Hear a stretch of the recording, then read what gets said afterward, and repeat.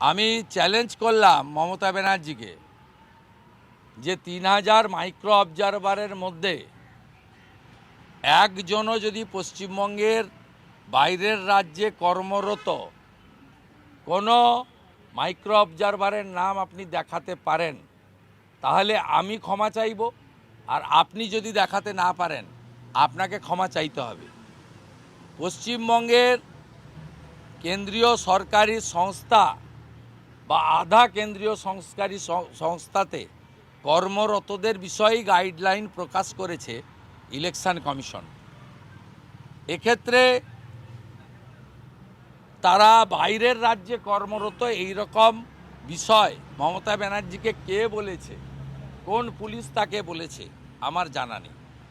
আজকে তিনি BLA 2 যারা তৃণমূলের কলকাতা বা গ্রেটার ক্যালকাটা তাদেরকে ডেকে যে মিটিং করেছেন এতেই বোঝা যাচ্ছে মমতা ব্যানার্জি SIR-এর ধাক্কায় বেসামাল।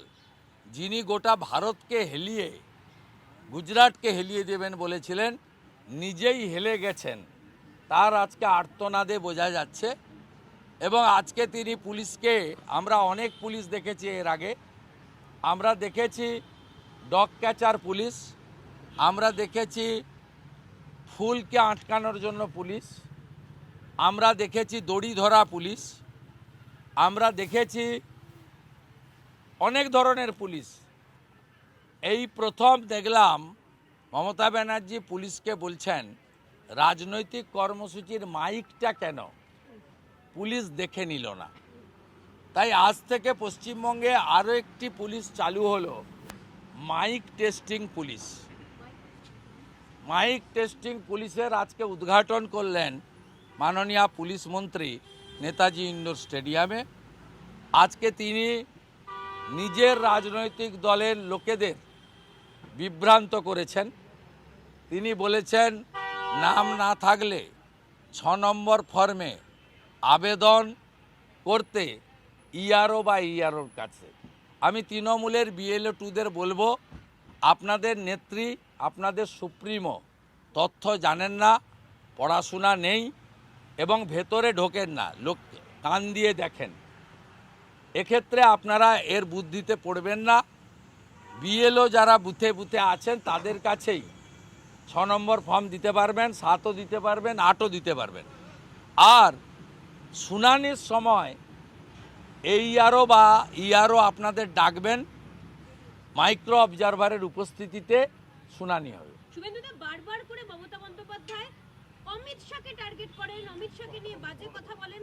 এত রাগ কিসের অমিত শাহকে নিয়ে? এবং তিনি আজকেও বলেছেন যে অমিত শাহ ষড়যন্ত্র করছেন, প্রধানমন্ত্রী হয়তো সবটা জানেন না, তিনি স্বৈরাচারী।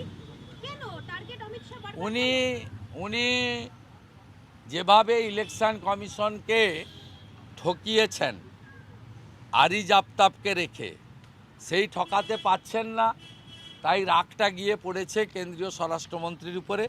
যদিও ইলেকশন কমিশন সংক্রান্ত বিষয়ে স্বরাষ্ট্রমন্ত্রীর প্রত্যক্ষ কোনো রোল নেই, সবাই জানেন আপনারা। দ্বিতীয়ত, তিনি রাজীব সিনহার মতো চাটুকারকে বসিয়ে রাজ্য নির্বাচন কমিশনের মডেলে ভারতের নির্বাচন কমিশনকে চালাতে চেয়েছিলেন।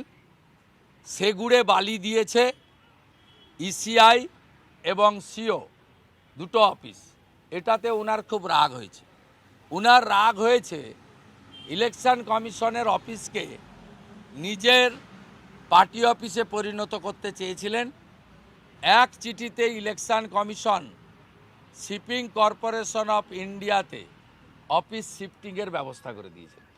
ওনার রাগ হয়েছে সুব্রত গুপ্তদের মতো, মিস্টার মুরুগানদের মতো, ডি অর্জুনদের মতো আরও একাধিক IAS অফিসার ওনার কাছ থেকে তালিকা না নিয়ে সরাসরি ইলেকশন কমিশন কেন এদেরকে স্টেট অবজারভার করে ইলেকশনে পাঠিয়েছে। উনি যেভাবে গত 6 বছর আরিজ আফতাবকে দিয়ে ইলেকশন কমিশনের অফিস চালিয়েছেন, সেটাতে চালাতে পারছেন না।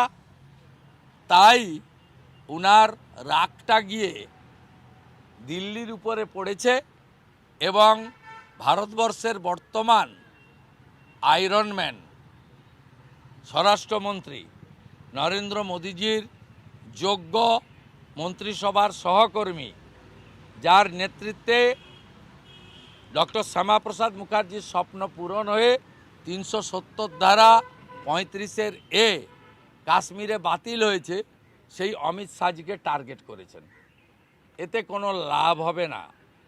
ডিএসআর নাম্বার সাল শেষ হতে যাচ্ছে, আর মাত্র আপনি 4 মাস কয়েকদিন আছেন।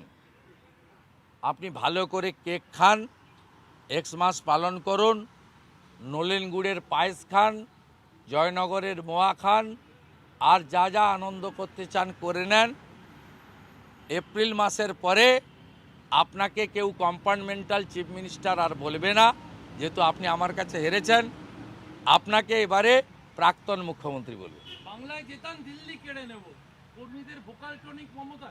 হ্যাঁ, বাংলায় জেতান দিল্লি কেড়ে নেব। উনি দিল্লিকে হেলাতে গেছিলেন, মেসি কাণ্ডে এমন হেলা হেলিয়েছেন, গাড়ি ঘুরিয়ে নিয়ে পালিয়ে গেছেন বাড়িতে।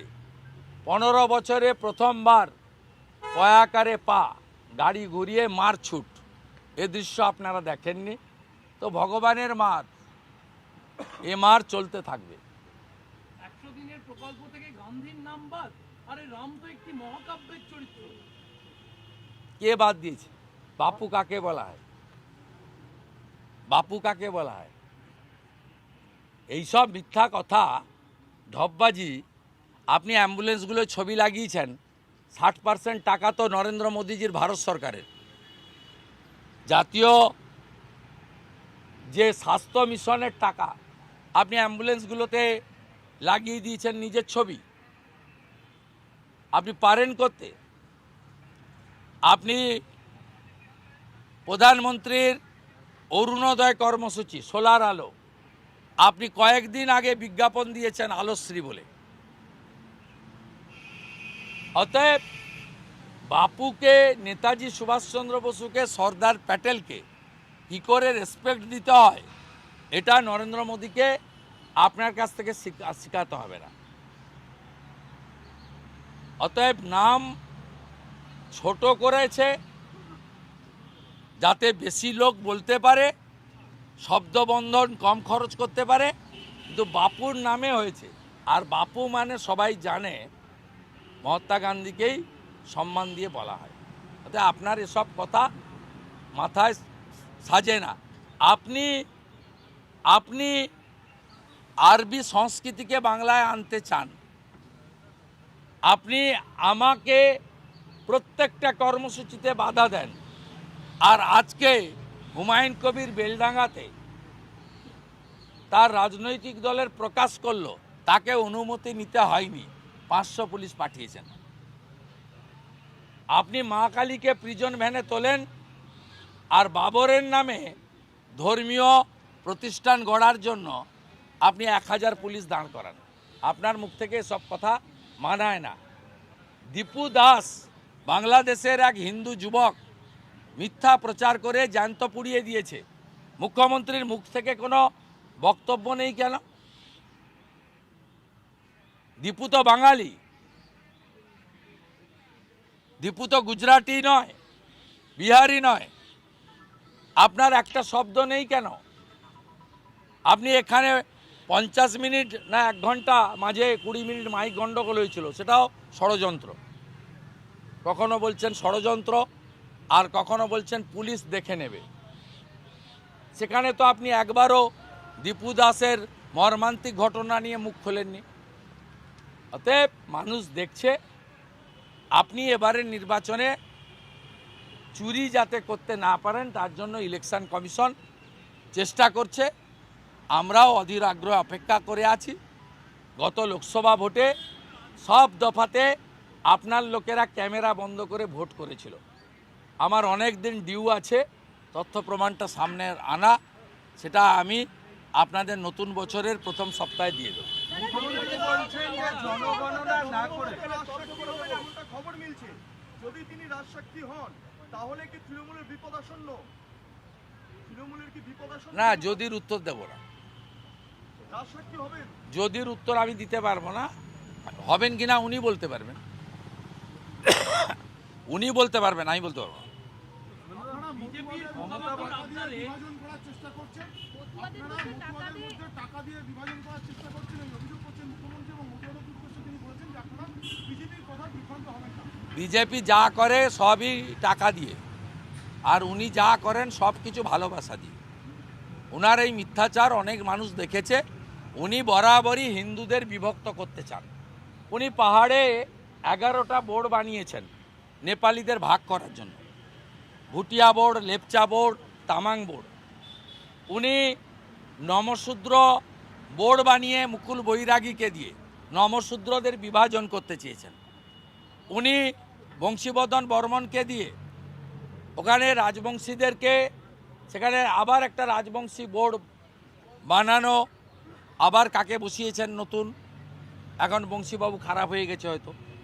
এইভাবে আপনি নানা জায়গায় হিন্দুদের ভাষার নামে, জাতের নামে ভাগ করতে চান, অথচ আপনি কখনো উর্দু স্পিকিং মুসলিম বলেন না, বাংলাভাষী মুসলিম বলেন না। তাদেরকে বলেন আপনারা মাইনরিটি, আপনারা মুসলিম, আপনারা সংখ্যালঘু। আর আমাদেরকে বলেন তুমি হিন্দিতে কথা বলো, তুমি বাঙালি নও, তুমি অসমিয়ায় কথা বলো, তুমি বাঙালি নও, তুমি গুজরাটি, তুমি বাহারি, বাইরের লোক। সব সময় সনাতনীদেরকে ভাষার নামে বিভক্ত করা, ব্রাহ্মণ, ক্ষত্রিয়, বৈশ্য, শূদ্র তার নামে বিভক্ত করা,